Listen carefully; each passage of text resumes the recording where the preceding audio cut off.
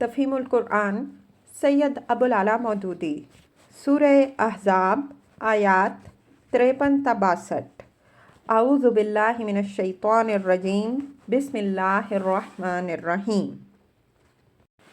یا ایہا الذین آمنو، اے لوگوں جو ایمان لائے ہو، لا تدخلوا بیوت النبی الا ان یؤذن لکم، نبی صلی اللہ علیہ وسلم کے گھروں میں بلا اجازت نہ چلے جایا کرو۔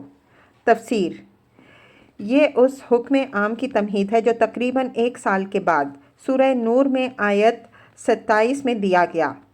قدیم زمانے میں اہل عرب بے تکلف ایک دوسرے کے گھروں میں چلے جاتے تھے۔ کسی شخص کو کسی دوسرے شخص سے ملنا ہوتا تو وہ دروازے پر کھڑے ہو کر پکارنے اور اجازت لے کر اندر جانے کا پابند نہ تھا، بلکہ اندر جا کر عورتوں اور بچوں سے پوچھ لیتا تھا کہ صاحب خانہ گھر میں ہیں یا نہیں۔ یہ جاہلانہ طریقہ بہت سی خرابیوں کا موجب تھا اور بسا اوقات اس سے بہت گھناؤنے اخلاقی مفاسد کا بھی آغاز ہو جاتا تھا۔ اس لیے پہلے نبی صلی اللہ علیہ وسلم کے گھروں میں یہ قاعدہ مقرر کیا گیا کہ کوئی شخص، خواہ وہ قریبی دوست ہو یا دور پرے کا رشتہ دار ہی کیوں نہ ہو، آپ صلی اللہ علیہ وسلم کے گھروں میں اجازت کے بغیر داخل نہ ہو۔ پھر سورہ نور میں اس قاعدے کو تمام مسلمانوں کے گھروں میں رائج کرنے کا عام حکم دے دیا گیا۔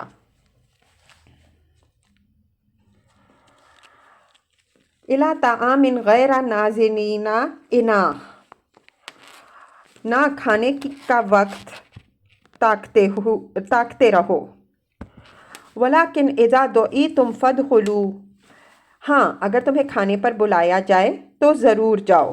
تفسیر: یہ اس سلسلے کا دوسرا حکم ہے جو غیر مہذب عادات اہل عرب میں پھیلی ہوئی تھیں۔ ان میں سے ایک یہ بھی تھی کہ کسی دوست یا ملاقاتی کے گھر کھانے کا وقت تاک کر پہنچ جاتے یا اس کے گھر آ کر بیٹھے رہتے یہاں تک کہ کھانے کا وقت ہو جاتا۔ اس حرکت کی وجہ سے صاحب خانہ اکثر عجیب مشکل میں پڑ جایا کرتا۔ منہ پھوڑ کر کہے کہ میرے کھانے کا وقت ہے، آپ تشریف لے جائیے تو بے مروتی ہے۔ کھلائے تو آخر اچانک آئے ہوئے کتنے آدمیوں کو کھلائے۔ ہر وقت ہر آدمی کے بس میں یہ نہیں ہوتا کہ جتنے آدمی بھی اس کے ہاں آ جائیں ان کے کھانے کا انتظام فوراً کر لے۔ اللہ تعالیٰ نے اس بےہودہ عادت سے منع فرمایا اور حکم دے دیا کہ کسی شخص کے گھر کھانے کے لیے اس وقت جانا چاہیے جب کہ گھر والا کھانے کی دعوت دے۔ یہ حکم صرف نبی صلی اللہ علیہ وسلم کے گھر کے لیے خاص نہ تھا، بلکہ اس نمونے کے گھر میں یہ قواعد اسی لیے جاری کیے گئے تھے کہ وہ مسلمانوں کے ہاں عام تہذیب کے ضابطے بن جائیں۔ فَإِذَا طَعِمْتُمْ فَانتَشِرُوا، مگر جب کھانا کھا لو تو منتشر ہو جاؤ۔ وَلَا مُسْتَأْنِسِينَ لِحَدِيثٍ، باتیں کرنے میں نہ لگے رہو۔ تفسیر: یہ ایک اور بےہودہ عادت کی اصلاح ہے۔ بعض لوگ کھانے کی دعوت میں بلائے جاتے ہیں تو کھانے سے فارغ ہو جانے کے بعد دھرنا مار کر بیٹھ جاتے ہیں اور آپس میں گفتگو کا ایسا سلسلہ چھیڑ دیتے ہیں جو کسی طرح ختم ہونے میں نہیں آتا۔ انہیں اس بات کی پرواہ نہیں ہوتی کہ صاحب خانہ اور گھر کے لوگوں کو اس سے کیا زحمت ہوتی ہے۔ ناشائستہ لوگ اپنی اس عادت سے نبی صلی اللہ علیہ وسلم کو بھی تنگ کرتے رہتے ہیں اور آپ صلی اللہ علیہ وسلم اپنے اخلاق کریمہ کی وجہ سے اس کو برداشت کرتے تھے۔ آخر کار حضرت زینب رضی اللہ عنہا کے ولیمے کے روز یہ حرکت اذیت رسانی کی حد سے گزر گئی۔ حضور صلی اللہ علیہ وسلم کے خادم خاص حضرت انس بن مالک کی روایت ہے کہ رات کے وقت ولیمے کی دعوت تھی۔ عام لوگ تو کھانے سے فارغ ہو کر رخصت ہو گئے، مگر 2-3 حضرات بیٹھ کر باتیں کرنے میں لگ گئے۔ تنگ آ کر حضور صلی اللہ علیہ وسلم اٹھے اور ازواج مطہرات رضی اللہ عنہن اجمعین کے ہاں ایک چکر لگایا۔ واپس تشریف لائے تو دیکھا کہ وہ حضرات بیٹھے ہوئے ہیں۔ آپ صلی اللہ علیہ وسلم پھر پلٹ گئے اور حضرت عائشہ رضی اللہ عنہا کے حجرے میں جا بیٹھے۔ اچھی خاصی رات گزر جانے کے بعد جب آپ صلی اللہ علیہ وسلم کو معلوم ہوا کہ وہ چلے گئے ہیں، تب آپ صلی اللہ علیہ وسلم حضرت زینب رضی اللہ عنہا کے مکان میں تشریف لائے۔ اس کے بعد ناگزیر ہو گیا کہ اللہ تعالیٰ خود ان بری عادات پر لوگوں کو متنبہ فرمائے۔ حضرت انس رضی اللہ عنہ کی روایت کے مطابق یہ آیات اسی موقع پر نازل ہوئیں۔ ان ذالکم کان یؤذی النبی، تمہاری یہ حرکتیں نبی صلی اللہ علیہ وسلم کو تکلیف دیتی ہیں۔ فیستحیی منکم، مگر وہ شرم کی وجہ سے کچھ نہیں کہتے۔ واللہ لا یستحیی من الحق، اور اللہ حق بات کہنے سے نہیں شرماتا۔ وَإِذَا سَأَلْتُمُوهُنَّ مَتَاعًا فَاسْأَلُوهُنَّ مِنْ وَرَاءِ الْحِجَابِ، نبی صلی اللہ علیہ وسلم کی بیویوں سے اگر تمہیں کچھ مانگنا ہو تو پردے کے پیچھے سے مانگا کرو۔ ذَلِكُمْ أَطْهَرُ لِقُلُوبِكُمْ وَقُلُوبِهِنْ، یہ تمہارے اور ان کے دلوں کی پاکیزگی کے لیے زیادہ مناسب طریقہ ہے۔ تفسیر، یہی آیت ہے جس کو آیت حجاب کہا جاتا ہے۔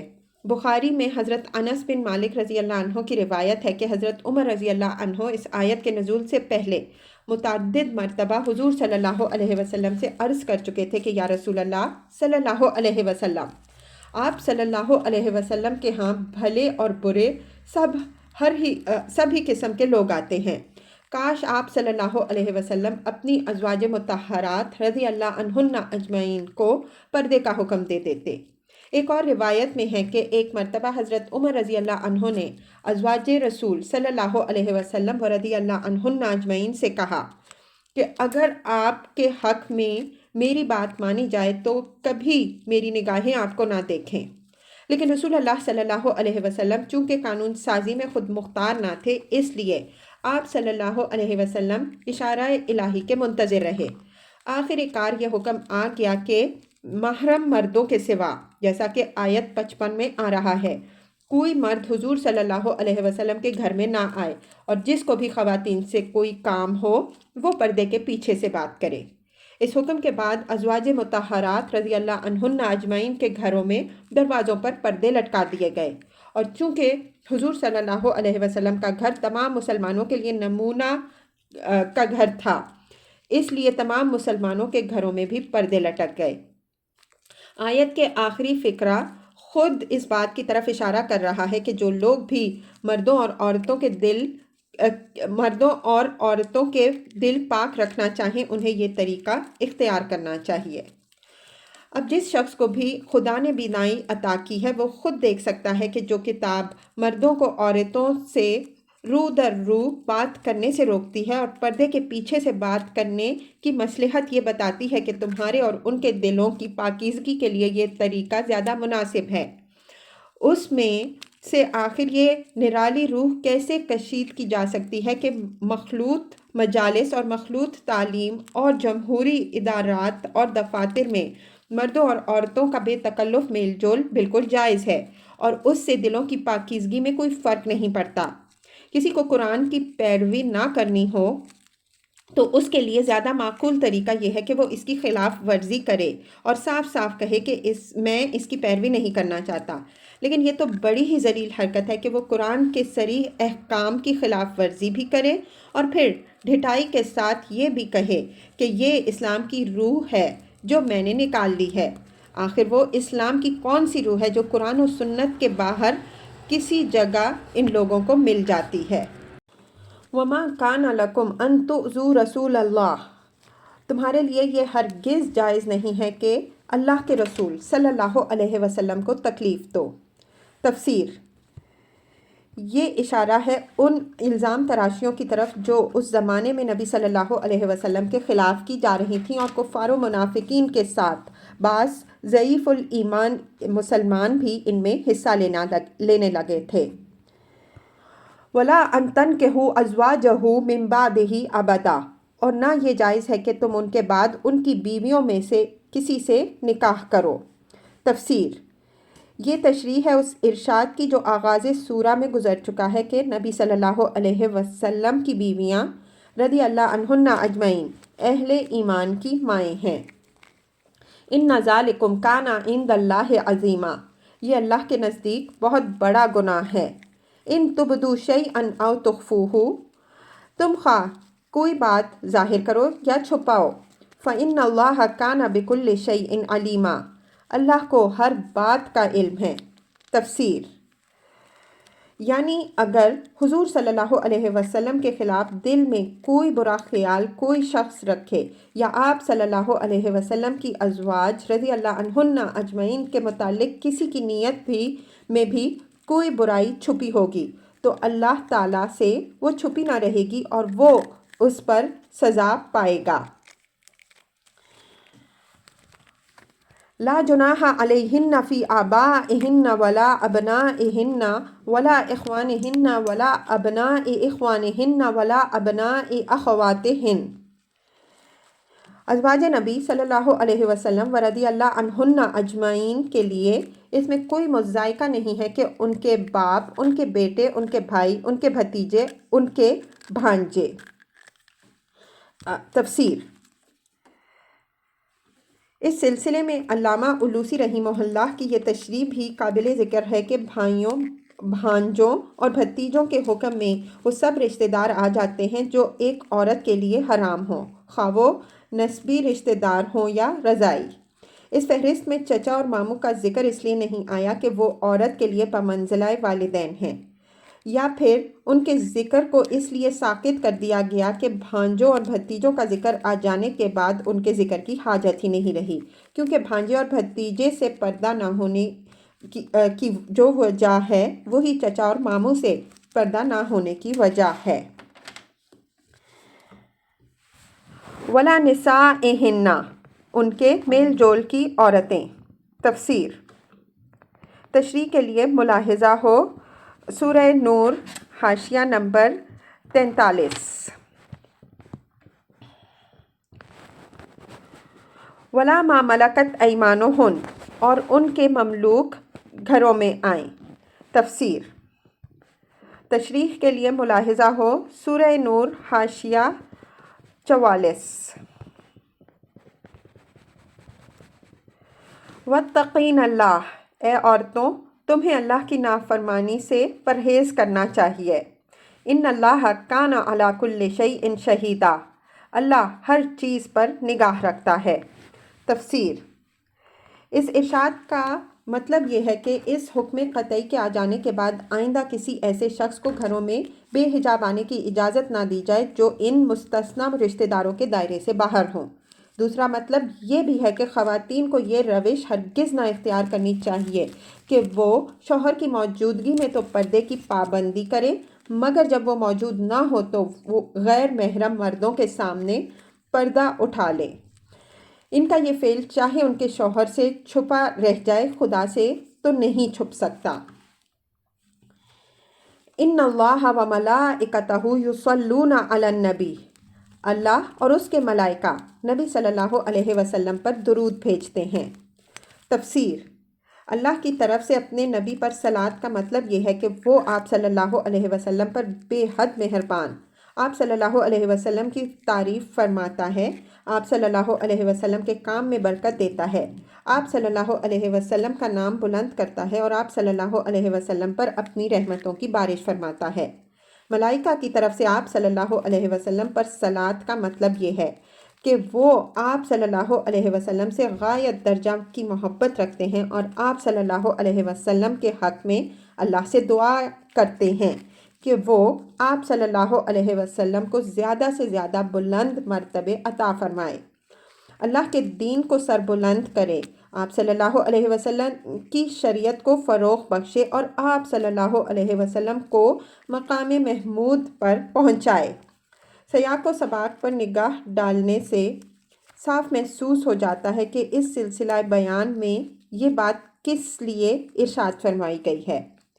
وقت وہ تھا جب دشمنان اسلام اس دین مبین کے فروغ پر اپنے دل کی جلن نکالنے کے لیے حضور صلی اللہ علیہ وسلم کے خلاف الزامات کی بوچھاڑ کر رہے تھے اور اپنے نزدیک یہ سمجھ رہے تھے کہ اس طرح کیچڑ اچھال کر وہ آپ صلی اللہ علیہ وسلم کے اخلاقی اثر کو کم کر دیں گے، جس کی بدولت اسلام اور مسلمانوں کے قدم روز بروز بڑھتے چلے جا رہے تھے۔ ان حالات میں یہ آیت نازل کر کے اللہ تعالیٰ نے دنیا کو یہ بتایا کہ کفار و مشرکین اور منافقین میرے نبی کو بدنام کرنے اور نیچا دکھانے کی جتنی چاہیں کوشش کر دیکھیں، آخر کار وہ منہ کی کھائیں گے۔ اس لیے کہ میں اس پر مہربان ہوں، اور ساری کائنات کا نظم و نسق جن فرشتوں کے ذریعے سے چل رہا ہے وہ سب اس کے حامی اور ثنا خواں ہیں۔ وہ اس کی مذمت کر کے کیا پا سکتے ہیں، جبکہ میں اس کا نام بلند کر رہا ہوں اور میرے فرشتے اس کی تعریفوں کے چرچے کر رہے ہیں۔ وہ اپنے اوچھے ہتھیاروں سے اس کا کیا بگاڑ سکتے ہیں، جبکہ میری رحمتیں اور برکتیں اس کے ساتھ ہیں، اور میرے فرشتے شب و روز دعا کر رہے ہیں کہ رب العالمین محمد صلی اللہ علیہ وسلم کا مرتبہ اور زیادہ اونچا کر اور اس کے دین کو اور زیادہ فروغ دے۔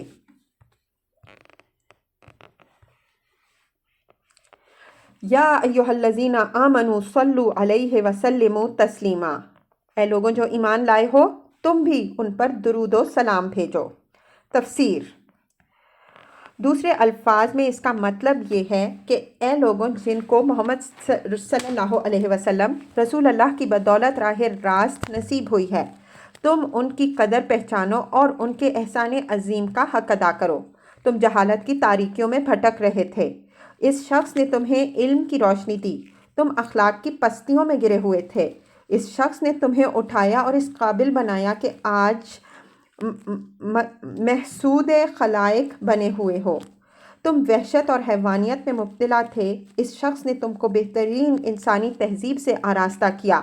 کفر کی دنیا اسی لیے اس شخص پر خار کھا رہی ہے کہ اس نے یہ احسانات تم پر کیے، ورنہ اس نے کسی کے ساتھ ذاتی طور پر کوئی برائی نہ کی تھی۔ اس لیے اب تمہاری احسان شناسی کا لازمی تقاضا یہ ہے کہ جتنا بغض وہ اس خیر مجسم کے خلاف رکھتے ہیں اسی قدر بلکہ اس سے زیادہ محبت تم اس سے رکھو۔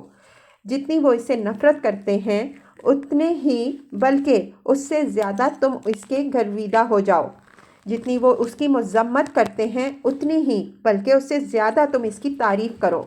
جتنے وہ اس کے بدخواہ ہیں اتنے ہی بلکہ اس سے زیادہ تم اس کے خیر خواہ بنو، اور اس کے حق میں وہی دعا کرو جو اللہ کے فرشتے شب و روز اس کے لیے کر رہے ہیں کہ اے رب دو جہاں، جس طرح تیرے نبی صلی اللہ علیہ وسلم نے ہم پر بے پایاں احسانات فرمائے ہیں، تو بھی ان پر بے حد اور بے حساب رحمت فرما۔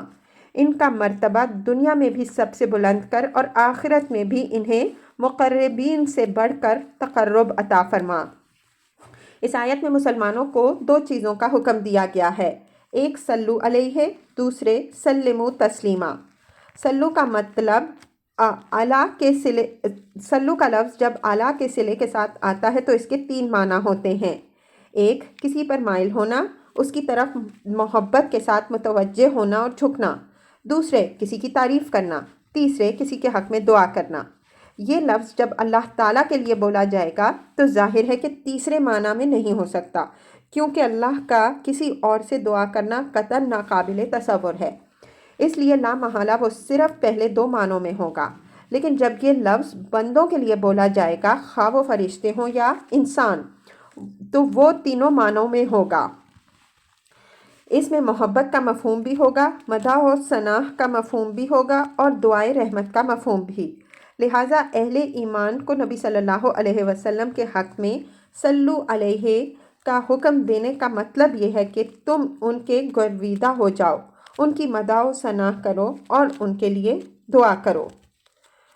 سلام ان کا لفظ بھی دو معنی رکھتا ہے، ایک ہر طرح کی آفات و نقائص سے محفوظ رہنا، جس کے لیے ہم اردو میں سلامتی کا لفظ بولتے ہیں، دوسرے صلح اور عدم مخالفت۔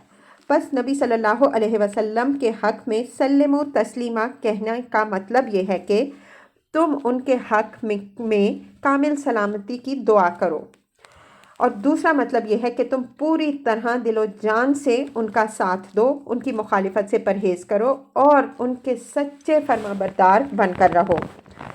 یہ حکم جب نازل ہوا تو متعدد صحابہ رضی اللہ عنہم اجمعین نے رسول اللہ صلی اللہ علیہ وسلم سے عرض کیا کہ یا رسول اللہ صلی اللہ علیہ وسلم، سلام کا طریقہ تو آپ صلی اللہ علیہ وسلم ہمیں بتا چکے ہیں، یعنی نماز میں السلام علیکہ ایہا النبی رحمۃ اللہ وبرکاتہ، اور ملاقات کے وقت السلام علیکہ یا رسول اللہ کہنا، مگر آپ پر صلی اللہ علیہ وسلم صلات بھیجنے کا کیا طریقہ ہے؟ اس کے جواب میں حضور صلی اللہ علیہ وسلم نے بہت سے لوگوں کو مختلف مواقع پر جو درود سکھائے وہ ہم ذیل میں درج کرتے ہیں۔ کعب بن عجرہ رضی اللہ عنہ: اللہم صلی علی محمد وعلی آل محمد کما صلیت علی ابراہیم وعلی آل ابراہیم انک حمید مجید وبارک علی محمد وعلی آل محمد کما بارکت علی ابراہیم وعلی آل ابراہیم انک حمید مجید۔ یہ درود تھوڑے تھوڑے لفظی اختلافات کے ساتھ حضرت کعب بن عجرہ رضی اللہ عنہ سے بخاری، مسلم، ابو داؤد، ترمذی، نسائی، ابن ماجہ، امام احمد، ابن ابی شیبہ، عبد الرزاق، ابن ابی حاتم اور ابن جریر نے روایت کیا ہے۔ ابن عباس رضی اللہ عنہ ان سے بھی بہت خفیف فرق کے ساتھ وہی درود مروی ہے جو اوپر نقل ہوا۔ ابن جریر: ابو حمیدہ ساعدی رضی اللہ عنہ: اللہم صلی علی محمد وازواجہ وذریاتہ کما صلیت علی ابراہیم وبارک علی محمد وازواجہ وذریاتہ کما بارکت علی ابراہیم انک حمید مجید۔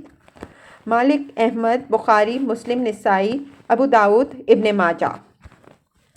ابو مسعود بدری رضی اللہ عنہ: اللہم صلی علی محمد وعلی آل محمد کما صلیت علی ابراہیم وعلی آل ابراہیم وبارک علی محمد وعلی آل محمد کما بارکت علی ابراہیم فی العالمین انک حمید مجید۔ مالک، مسلم، ابو داؤد، ترمذی، نسائی، احمد، ابن جریر، ابن حبان، حاکم۔ ابو سعید خدری رضی اللہ عنہ: اللہم صلی علی محمد عبدک ورسولک کما صلیت علی ابراہیم وبارک علی محمد وعلی آل محمد کما بارکت علی ابراہیم۔ احمد، بخاری، نسائی، ابن ماجہ۔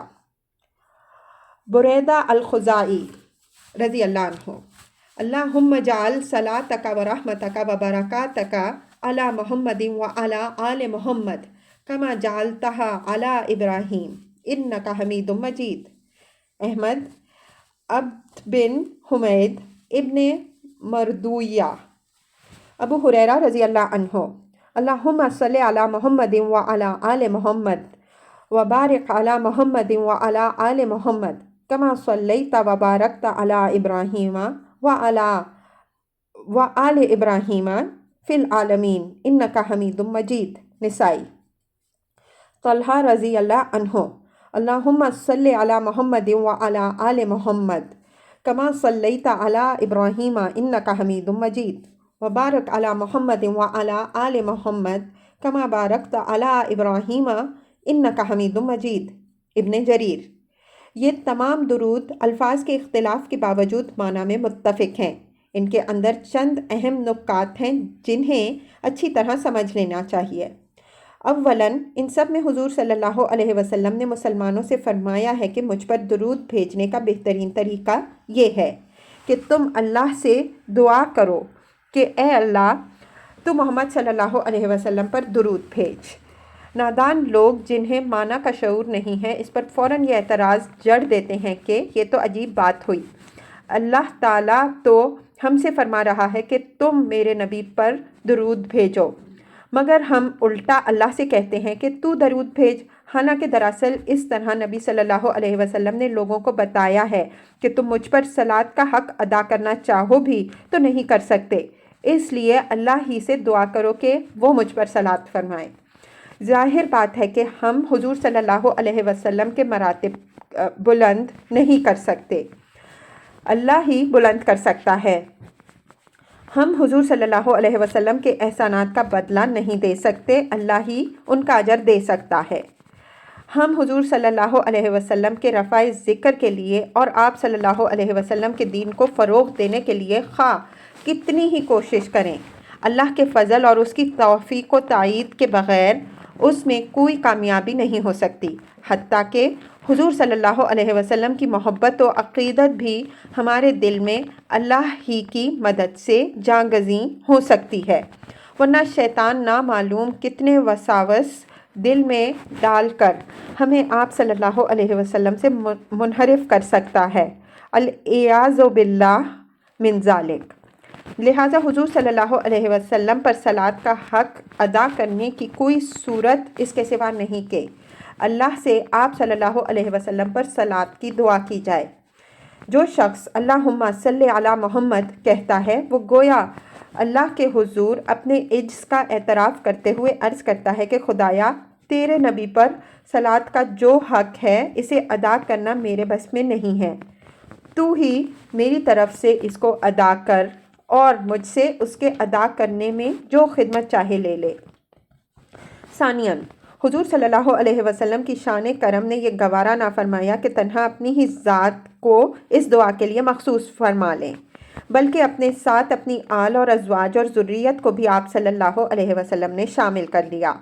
अज़वाज और ज़ुर्रियत के माना तो ज़ाहिर हैं, रहा आल का लफ्ज़ तो वो महज हुजूर सल्लल्लाहु अलैहि वसल्लम के ख़ानदान वालों के लिए मखसूस नहीं, बल्कि इनमें वो सब लोग आ जाते हैं जो आप सल्लल्लाहु अलैहि वसल्लम के पैरों हों और आप सल्लल्लाहु अलैहि वसल्लम के तरीक़े पर चलें।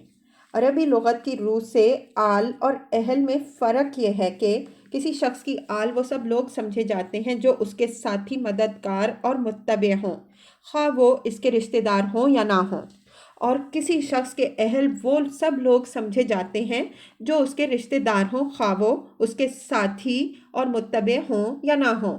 कुरान मजीद में 14 मकामात पर आले फ़िरौन का लफ्ज़ इस्तेमाल हुआ है और उनमें से किसी जगह भी आल से मुराद महज फ़िरौन के ख़ानदान वाले नहीं हैं, बल्कि वो सब लोग हैं जो हज़रत मूसा अलैहिस्सलाम के मुकाबले में उसके साथी थे। मिसाल के तौर पर मुलाहिज़ा हो सूरह बकरा आयात 49 ता 50, सूरह आले इमरान 11, आराफ 130, अल-मोमिन 46। बस आले मोहम्मद सल्लल्लाहु अलैहि वसल्लम से हर वो शख्स खारिज है जो मोहम्मद सल्लल्लाहु अलैहि वसल्लम के तरीक़े पर ना हो, ख़्वाह वो ख़ानदान रिसालत ही का फ़र्द हो, और इसमें हर वो शख्स दाखिल है जो हुजूर सल्लल्लाहु अलैहि वसल्लम के नक्शे कदम पर चलता हो, ख़्वाह वो हुजूर सल्लल्लाहु अलैहि वसल्लम से कोई दूर का भी निस्बी ताल्लुक़ ना रखता हो। अलबत्ता ख़ानदान रिसालत के वो अफराद बदर्जाए ऊला आले मोहम्मद सल्लल्लाहु अलैहि वसल्लम हैं जो आप सल्लल्लाहु अलैहि वसल्लम से निस्बी ताल्लुक़ भी रखते हैं और आप सल्लल्लाहु अलैहि वसल्लम के पैरों भी हैं। सालिसन, हर दुरूद जो हुजूर सल्लल्लाहु अलैहि वसल्लम ने सिखाया इसमें यह बात ज़रूर शामिल है कि आप सल्लल्लाहु अलैहि वसल्लम पर वैसी ही मेहरबानी फरमाई जाए जैसी इब्राहीम अलैहिस्सलाम और आले इब्राहीम अलैहिस्सलाम पर फरमाई गई। इस मज़मून को समझने के लिए लोगों में बड़ी मुश्किल पेश आई।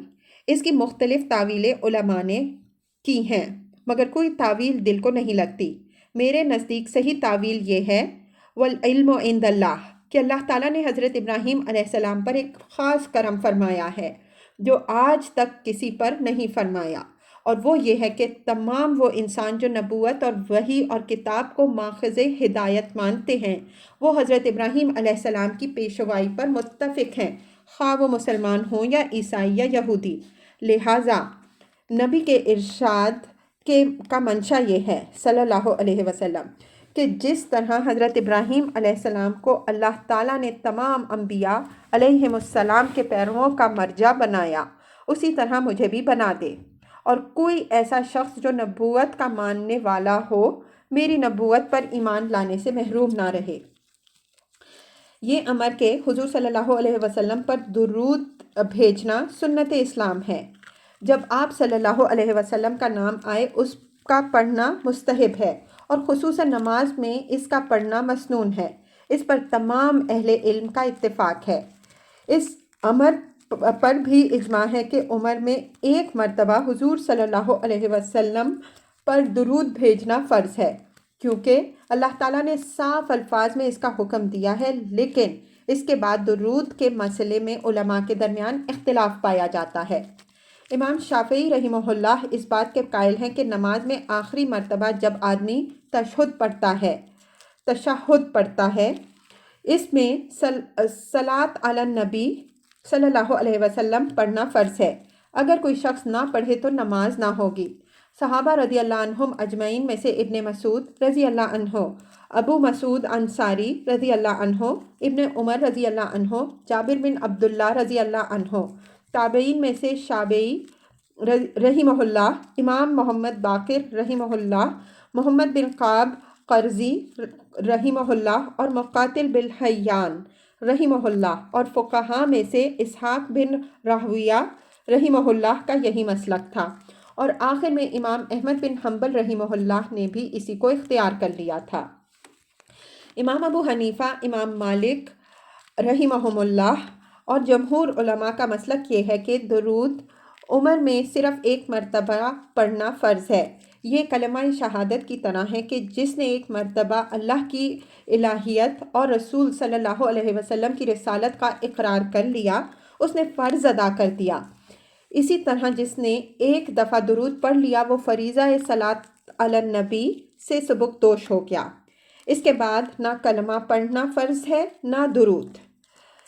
ایک اور گروہ نماز میں اس کا پڑھنا مطلقاً واجب قرار دیتا ہے مگر تشہد کے ساتھ اس کو مقید نہیں کرتا۔ ایک دوسرے گروہ کے نزدیک ہر دعا میں اس کا پڑھنا واجب ہے۔ کچھ اور لوگ اس کے قائل ہیں کہ جب بھی حضور صلی اللہ علیہ وسلم کا نام آئے درود پڑھنا واجب ہے، اور ایک گروہ کے نزدیک ایک مجلس میں حضور صلی اللہ علیہ وسلم کا ذکر خواہ کتنی ہی مرتبہ آئے درود پڑھنا بس ایک دفعہ واجب ہے۔ یہ اختلافات صرف وجوب کے معاملے میں ہیں۔ باقی رہی درود کی فضیلت اور اس کا موجب اثر و ثواب ہونا اور اس کا ایک بہت بڑی نیکی ہونا، تو اس پر ساری امت متفق ہے۔ اس میں کسی ایسے شخص کو کلام نہیں ہو سکتا جو ایمان سے کچھ بھی بہرا رکھتا ہو۔ درود تو فطری طور پر ہر اس مسلمان کے دل سے نکلے گا جسے یہ احساس ہو کہ محمد صلی اللہ علیہ وسلم اللہ تعالیٰ کے بعد ہمارے سب سے بڑے محسن ہیں۔ اسلام اور ایمان کی جتنی قدر انسان کے دل میں ہوگی اتنی ہی زیادہ قدر اس کے دل میں نبی صلی اللہ علیہ وسلم کے احسانات کی بھی ہوگی، اور جتنا زیادہ آدمی ان احسانات کا قدر شناس ہوگا اتنا ہی زیادہ وہ حضور صلی اللہ علیہ وسلم پر درود بھیجے گا۔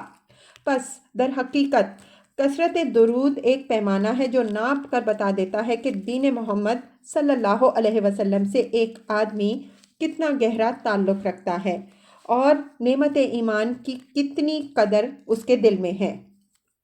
اسی بنا پر نبی صلی اللہ علیہ وسلم نے فرمایا کہ من صلی علیہ صلاۃ لم تزل الملائکہ تصلی علیہ ما صلی علیہ، جو شخص مجھ پر درود بھیجتا ہے ملائکہ اس پر درود بھیجتے رہتے ہیں جب تک کہ وہ مجھ پر درود بھیجتا رہتا ہے۔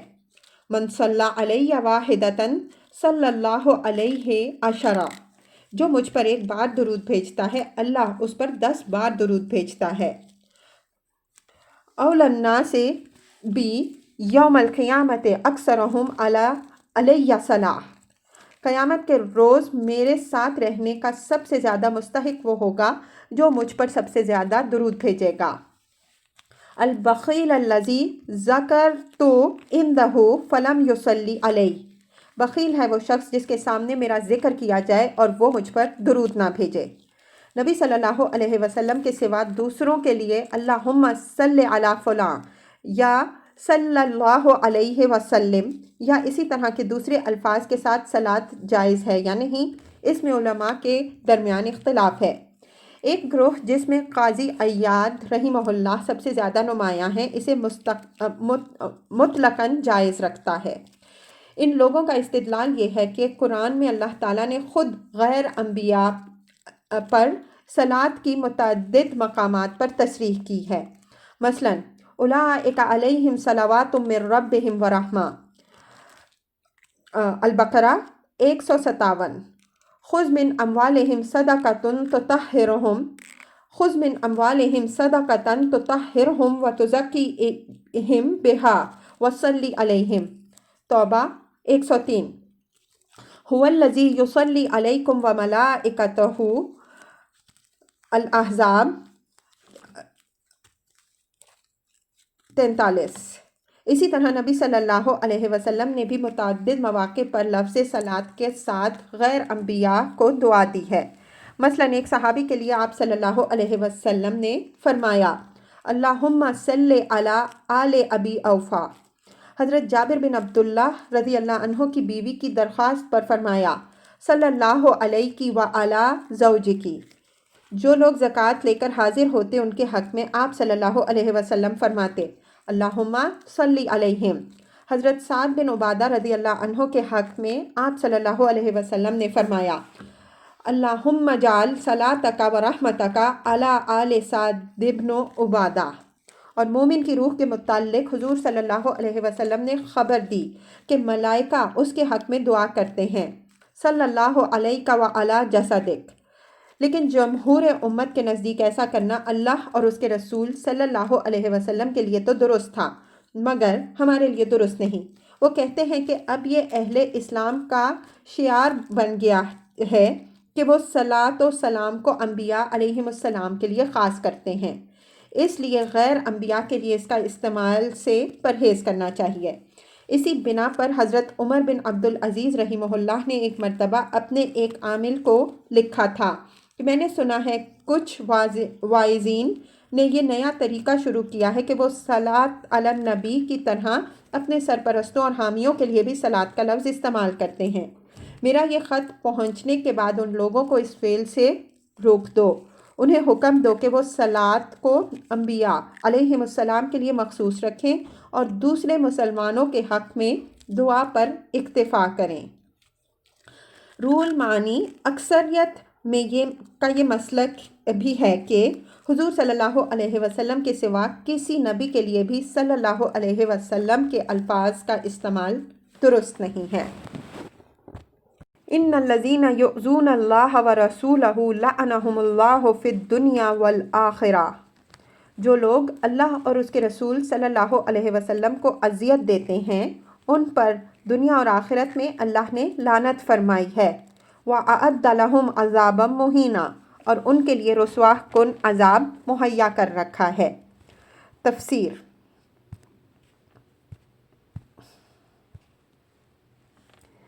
اللہ کو اذیت دینے سے مراد دو چیزیں ہیں، ایک یہ کہ اس کی نافرمانی کی جائے، اس کے مقابلے میں کفر و شرک اور دہریت کا رویہ اختیار کیا جائے اور اس کے حرام کو حلال کر لیا جائے۔ دوسرے یہ کہ اس کے نبی، اس کے رسول صلی اللہ علیہ وسلم کو اذیت دی جائے، کیونکہ جس طرح رسول اللہ صلی اللہ علیہ وسلم کی اطاعت خدا کی اطاعت ہے، اسی طرح رسول صلی اللہ علیہ وسلم پر طعن خدا پر طعن ہے۔ رسول اللہ صلی اللہ علیہ وسلم کی مخالفت خدا کی مخالفت ہے اور رسول صلی اللہ علیہ وسلم کی نافرمانی خدا کی نافرمانی ہے۔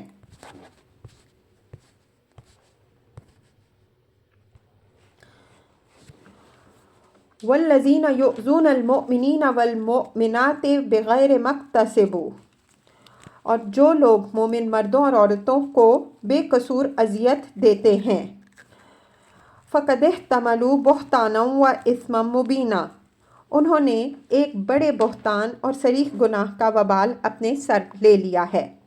تفسیر۔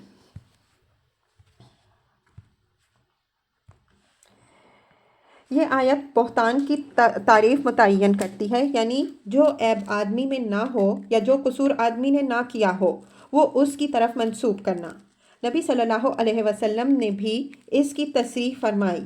ابو داؤد اور ترمذی کی روایت ہے کہ حضور صلی اللہ علیہ وسلم سے پوچھا گیا غیبت کیا ہے؟ فرمایا ذکرک اخاک بما یکرہ، تیرا اپنے بھائی کا ذکر اس طرح کرنا جو اسے ناگوار ہو۔ عرض کیا گیا اگر میرے بھائی میں وہ عیب موجود ہو؟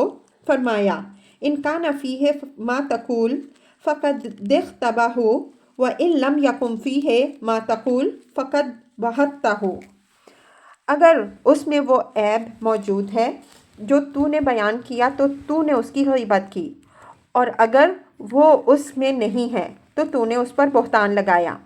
یہ فعل صرف ایک اخلاقی گناہ ہی نہیں جس کی سزا آخرت میں ملنے والی ہے، بلکہ اس آیت کا تقاضا یہ ہے کہ اسلامی ریاست کے قانون میں بھی چھوٹے الزامات لگانے کو جرم ملتزم سزا قرار دیا جائے۔ یا ایہا النبی، اے نبی صلی اللہ علیہ وسلم، کل ازواجک و بناتک و نساء المؤمنین یدنین علیہن من جلابیبہن، اپنی بیٹیوں، اپنی بیویوں، اپنی بیٹیوں اور اہل ایمان کی عورتوں سے کہہ دو کہ وہ اپنے اوپر چادروں کے پلو لٹکا لیا کریں۔ تفسیر: اصل میں الفاظ ہیں یدنین علیہن من جلابیبہن۔ جلباب عربی زبان میں بڑی چادر کو کہتے ہیں اور ادنا کے اصل معنی قریب کرنے اور لپیٹ لینے کے ہیں، مگر جب اس کے ساتھ اعلیٰ کا صلہ آئے تو اس میں ارخاء یعنی اوپر سے لٹکا لینے کا مفہوم پیدا ہو جاتا ہے۔ موجودہ زمانے میں بعض مترجمین و مفسرین مغربی مذاق سے مغلوب ہو کر اس لفظ کا ترجمہ صرف لپیٹ لینا کرتے ہیں تاکہ کسی طرح چہرہ چھپانے کا حکم سے بچ نکلا جائے، لیکن اللہ تعالیٰ کا مقصود اگر وہی ہوتا جو یہ حضرات بیان کرنا چاہتے ہیں تو وہ یدنین الیہن فرماتا۔ جو شخص بھی عربی زبان جانتا ہو وہ کبھی یہ نہیں مان سکتا کہ یدنین علیہن کے معنی محض لپیٹ لینے کے ہو سکتے ہیں۔ مزید برآں من جلابیبہن کے الفاظ یہ معنی لینے میں اور زیادہ مانے ہیں۔ ظاہر ہے کہ یہاں من تبعید کے لیے ہے، یعنی چادر کا ایک حصہ، اور یہ بھی ظاہر ہے کہ لپیٹی جائے گی تو پوری چادر لپیٹی جائے گی، نہ کہ اس کا محض ایک حصہ۔ اس لیے آیت کا صاف مفہوم یہ ہے کہ عورتیں اپنی چادریں اچھی طرح اوڑھ لپیٹ کر ان کا ایک حصہ یا ان کا پلو اپنے اوپر لٹکا لیا کریں، جسے عرف عام میں گھونگھٹ ڈالنا کہتے ہیں۔ یہی معنی عہد رسالت سے قریب ترین زمانے کے اکابر مفسرین بیان کرتے ہیں۔ ابن جریر اور ابن منذر کی روایت ہے کہ محمد بن سیرین رحمہ اللہ نے حضرت عبیدہ السلمانی رحمہ اللہ سے اس آیت کا مطلب پوچھا۔ یہ حضرت عبیدہ نبی صلی اللہ علیہ وسلم کے زمانے میں مسلمان ہو چکے تھے مگر حاضر خدمت نہ ہو سکے تھے۔ حضرت عمر رضی اللہ عنہ کے زمانے میں مدینہ آئے اور وہیں کے ہو کر رہ گئے۔ انہیں فقہ اور قضاء میں قاضی شریح رحمہ اللہ کا ہم پلہ مانا جاتا تھا۔ انہوں نے جواب میں کچھ کہنے کے بجائے اپنی چادر اٹھائی اور اسے اس طرح اوڑھا کہ پورا سر اور پیشانی اور پورا منہ ڈھانک کر صرف ایک آنکھ کھلی رکھی۔ ابن عباس رضی اللہ عنہ بھی قریب قریب یہی تفسیر کرتے ہیں۔ ان کے جو اقوال ابن جریر، ابن ابی حاتم اور ابن مردویہ نے نقل کیے ہیں، ان میں وہ کہتے ہیں اللہ تعالیٰ نے عورتوں کو حکم دیا ہے کہ جب وہ کسی کام کے لیے گھر سے نکلیں تو اپنی چادروں کے پلو اوپر سے ڈال کر اپنا منہ چھپا لیں اور صرف آنکھیں کھلی رکھیں۔ یہی تفسیر قتادہ اور سدی نے بھی اس آیت کی بیان کی ہے۔ عہد صحابہ و تابعین کے بعد جتنے بڑے بڑے مفسرین تاریخ اسلام میں گزرے ہیں انہوں نے بالاتفاق اس آیت کا یہی مطلب لیا ہے۔ امام ابن جریر طبری رحمہ اللہ کہتے ہیں یدنین علیہن من جلابیبہن، یعنی شریف عورتیں اپنے لباس میں لونڈیوں سے مشابہ بن کر گھروں سے نہ نکلیں کہ ان کے چہرے اور سر کے بال کھلے ہوئے ہوں، بلکہ انہیں چاہیے کہ اپنے اوپر اپنی چادروں کا ایک حصہ لٹکا لیا کریں تاکہ کوئی فاسق ان کو چھیڑنے کی جرات نہ کرے۔ علامہ ابو بکر حساس رحمہ اللہ کہتے ہیں یہ آیت اس بات پر دلالت کرتی ہے کہ جو ان جوان عورت کو اجنبیوں سے اپنا چہرہ چھپانے کا حکم ہے اور اسے گھر سے نکلتے وقت ستر اور عفت مابی کا اظہار کرنا چاہیے تاکہ مشتبہ سیرت و کردار کے لوگ اسے دیکھ کر کسی تمام میں مبتلا نہ ہوں۔ علامہ زمخشری رحمہ اللہ کہتے ہیں یدنین علیہن جلابیبہن من جلابیبہن، یعنی وہ اپنے اوپر اپنی چادروں کا ایک حصہ لٹکا لیا کریں اور اس سے اپنے چہرے اور اپنے اطراف کو اچھی طرح ڈھانک لیں۔ علامہ نظام الدین نیشا پوری رحمہ اللہ کہتے ہیں یدنین علیہن من جلابیبہن، یعنی اپنے اوپر چادر کا ایک حصہ لٹکا لیں۔ اس طرح عورتوں کو سر اور چہرہ ڈھانکنے کا حکم دیا گیا ہے۔ امام رازی رحمہ اللہ کہتے ہیں اس سے مقصود یہ ہے کہ لوگوں کو معلوم ہو جائے کہ یہ بدکار عورتیں نہیں، کیونکہ جو عورت اپنا چہرہ چھپائے گی حالانکہ چہرہ سطر میں داخل نہیں، اس سے کوئی شخص یہ توقع نہیں کر سکتا کہ وہ اپنا سطر غیر کے سامنے کھولنے پر راضی ہوگی۔ اس طرح ہر شخص جان لے گا کہ یہ باپردہ عورتیں ہیں، ان سے زنا کی امید نہیں کی جا سکتی۔ ضمناً ایک اور مضمون جو اس آیت سے نکلتا ہے وہ یہ ہے کہ اس سے نبی صلی اللہ علیہ وسلم کی کئی بیٹیاں ثابت ہوتی ہیں، کیونکہ اللہ تعالیٰ فرما رہا ہے، اے نبی صلی اللہ علیہ وسلم اپنی بیویوں اور بیٹیوں سے کہو۔ یہ الفاظ ان لوگوں کے قول کی قطعی تردید کرتے ہیں جو خدا سے بے خوف ہو کر بے تکلف یہ دعویٰ کرتے ہیں کہ نبی صلی اللہ علیہ وسلم کی صرف ایک صاحبزادی حضرت فاطمہ رضی اللہ عنہا تھیں، اور باقی صاحبزادیاں حضور صلی اللہ علیہ وسلم کی اپنی صلبی بیٹیاں نہ تھیں بلکہ گیلڑ تھیں۔ یہ لوگ تعصب میں اندھے ہو کر یہ بھی نہیں سوچتے کہ اولاد رسول صلی اللہ علیہ وسلم کے نسب سے انکار کر کے وہ کتنے بڑے جرم کا ارتکاب کر رہے ہیں، اور اس کی کیسی سخت جواب دہی انہیں آخرت میں کرنی ہوگی۔ تمام معتبر روایات اس بات پر متفق ہیں کہ حضرت خدیجہ رضی اللہ عنہا کے بطن سے حضور صلی اللہ علیہ وسلم کی صرف ایک بیٹی حضرت فاطمہ رضی اللہ عنہا ہی نہ تھیں بلکہ 3 اور بیٹیاں بھی تھیں۔ حضور صلی اللہ علیہ وسلم کے قدیم ترین سیرت نگار محمد بن اسحاق رحمہ اللہ حضرت خدیجہ رضی اللہ عنہا سے حضور صلی اللہ علیہ وسلم کے نکاح کا ذکر کرنے کے بعد کہتے ہیں، ابراہیم رضی اللہ عنہ کے سوا نبی صلی اللہ علیہ وسلم کی تمام اولاد انہی کے بطن سے پیدا ہوئی، اور ان کے نام یہ ہیں: قاسم رضی اللہ عنہ، اور طاہر و طیب رضی اللہ عنہ، اور زینب رضی اللہ عنہا، اور رقیہ اور رضی اللہ عنہا، اور ام کلثوم رضی اللہ عنہا، اور فاطمہ رضی اللہ عنہا۔ مشہور ماہر علم انساب ہشام بن محمد بن الصائب کلبی کا بیان ہے، مکہ میں نبوت سے قبل نبی صلی اللہ علیہ وسلم کے ہاں سب سے پہلے قاسم رضی اللہ عنہ پیدا ہوئے، پھر زینب رضی اللہ عنہا، پھر رقیہ رضی اللہ عنہا، پھر ام کلثوم رضی اللہ عنہا۔ ابن حزم رحمہ اللہ نے جوامع السیرہ میں لکھا ہے کہ حضرت خدیجہ رضی اللہ عنہا کے بطن سے حضور صلی اللہ علیہ وسلم کی 4 لڑکیاں تھیں۔ سب سے بڑی حضرت زینب رضی اللہ عنہا، ان سے چھوٹی رقیہ رضی اللہ عنہا، ان سے چھوٹی فاطمہ رضی اللہ عنہا، اور ان سے چھوٹی ام کلثوم رضی اللہ عنہا۔ طبری، ابن سعد، ابو جعفر بن حبیب رحمہم اللہ علیہم، صاحب کتاب المجر، اور ابن عبد البر رحمہم اللہ، صاحب کتاب الاستیاب، مستند حوالوں سے بیان کرتے ہیں کہ نبی صلی اللہ علیہ وسلم سے پہلے حضرت خدیجہ رضی اللہ عنہا کے 2 شوہر گزر چکے تھے، ایک ابو حالہ تیمی جس سے ان کے ہاں ہند بن ابو حالہ پیدا ہوئے، دوسرے عتیق بن عائد مخزومی جس سے ان کا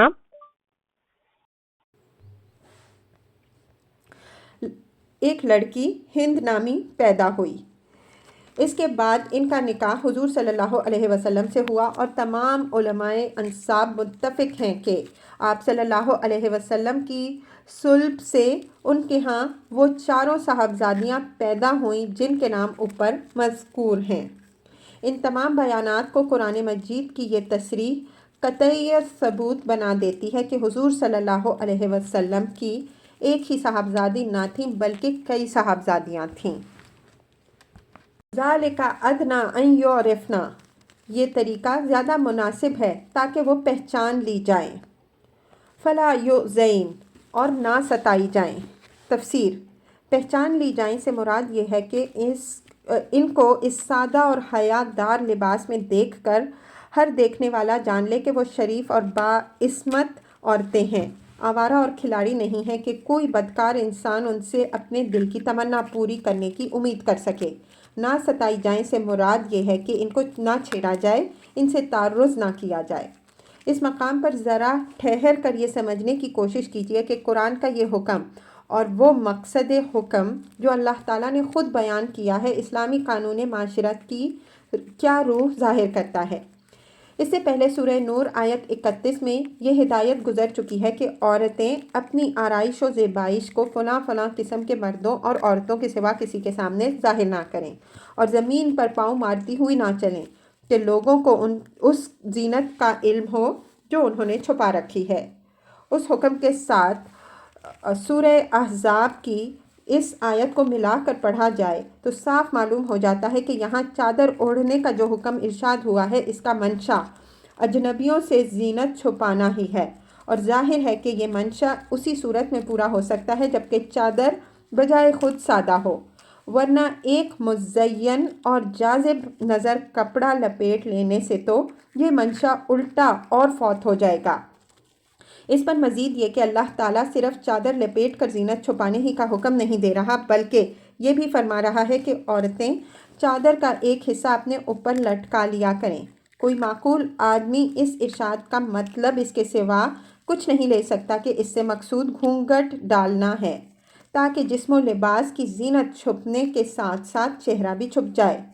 پھر اس حکم کی علت اللہ تعالیٰ خود یہ بیان فرماتا ہے کہ یہ وہ مناسب ترین طریقہ ہے جس سے یہ مسلمان خواتین پہچان لی جائیں اور اذیت سے محفوظ رہیں۔ اس سے خود یہ بات ظاہر ہو جاتی ہے کہ یہ ہدایت ان عورتوں کو دی جا رہی ہے جو مردوں کی چھیڑ چھاڑ اور ان کی نظر بازی اور ان کے شہوانی التفات سے لذت اندوز ہونے کے بجائے اس کو اپنے لیے تکلیف دہ اور اذیت ناک محسوس کرتی ہیں، جو معاشرے میں اپنے آپ کو آبرو باختہ شمع انجمن قسم کی عورتوں میں شمار نہیں کرانا چاہتی، بلکہ عفت مآب چراغ خانہ ہونے کی حیثیت سے معروف ہونا چاہتی ہیں۔ ایسی شریف اور نیک خواتین سے اللہ تعالیٰ فرماتا ہے کہ اگر تم فی الواقع اس حقیقت سے معروف ہونا چاہتی ہو اور مردوں کی ہوسناک توجہات حقیقت میں تمہارے لیے موجب لذت نہیں بلکہ موجب اذیت ہیں، تو پھر اس کے لیے مناسب طریقہ یہ ہے کہ تم خوب بناؤ سنگھار کر کے پہلی رات کی دلہن بن کر گھروں سے نکلو اور دیکھنے والوں کی حریص نگاہوں کے سامنے اپنا حسن اچھی طرح نکھار کر پیش کرو، بلکہ اس غرض کے لیے تو مناسب ترین طریقہ یہی ہو سکتا ہے کہ تم ایک سادہ چادر میں اپنی آرائش و زیبائش کو چھپا کر نکلو، اپنے چہرے پر گھونگھٹ ڈالو اور اس طرح چلو کہ زیور کی جھنکار بھی لوگوں کو تمہاری طرف متوجہ نہ کرے۔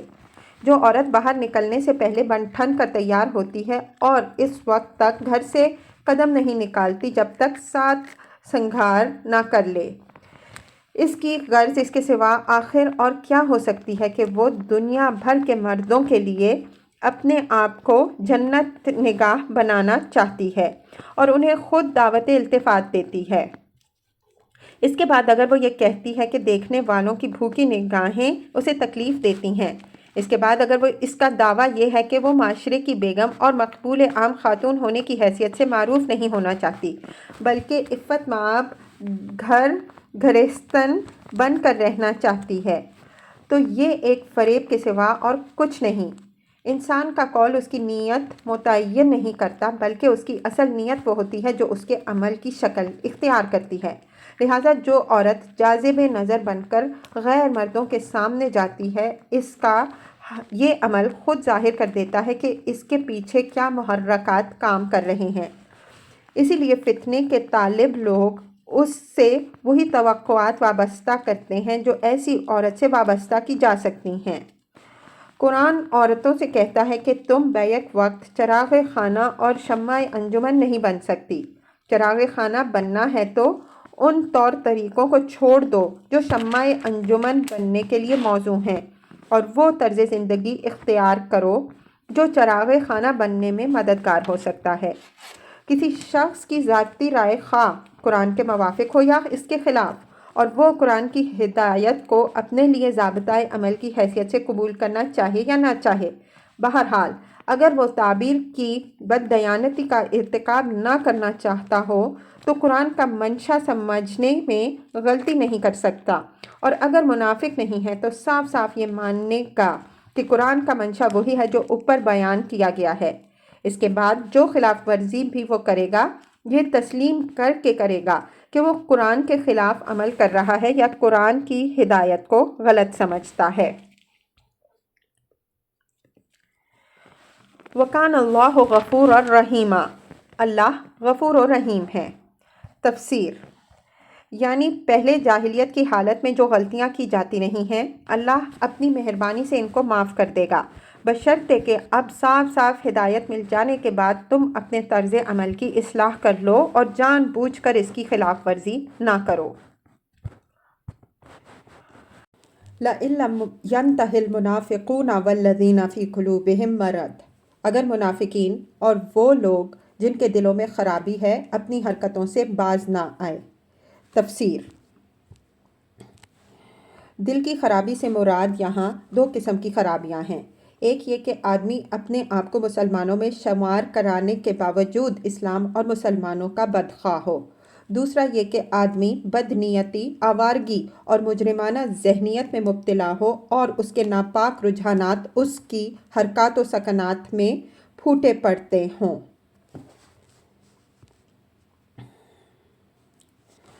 وَالْمُرْجِفُونَ فِي الْمَدِینَہ، اور وہ جو مدینہ میں ہیجان انگیز افواہیں پھیلانے والے ہیں۔ تفسیر۔ اس سے مراد وہ لوگ ہیں جو مسلمانوں میں گھبراہٹ پھیلانے اور ان کے حوصلے پست کرنے کے لیے دن رات مدینے میں اس طرح کی خبریں اڑایا کرتے ہیں کہ فلاں جگہ مسلمان کو بڑی زک پہنچی ہے اور فلاں جگہ مسلمان کے خلاف بڑی طاقت جمع ہو رہی ہے اور عنقریب مدینے پر اچانک حملہ ہونے والا ہے۔ اس کے ساتھ ان کا ایک مشغلہ یہ بھی تھا کہ وہ خاندان نبوت اور شرفائے مسلمین کی خانگی زندگی کے متعلق طرح طرح کے افسانے گھڑتے اور پھیلاتے تھے تاکہ اس سے عوام میں بدگمانیاں پیدا ہوں اور مسلمانوں کے اخلاقی اثر کو نقصان پہنچے۔